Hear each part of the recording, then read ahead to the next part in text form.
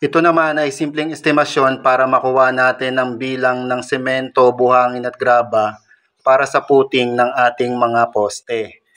Ang mixing ratio na gagamitin natin ay 1:4. Isang semento, 2 buhangin, 4 na graba o mas kilala sa tawag na Class A batay sa gamit nating table.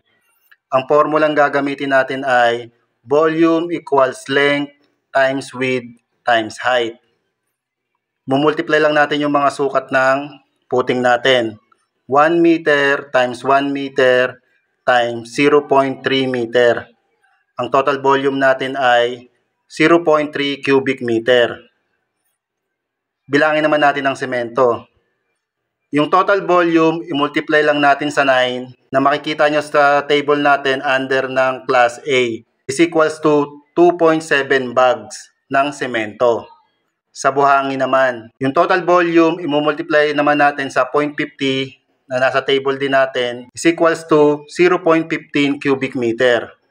Yung graba naman, i-multiply nyo lang sa 1 yung total volume equals 0.3 cubic meter. Kung i-convert natin sa cubic feet yung 0.15 cubic meter na buhangin natin, kulang-kulang 6 na sako ng buhangin ang magagamit natin. Sa graba naman, pag kinonvert naman natin, kulang-kulang 11 sako naman ng graba.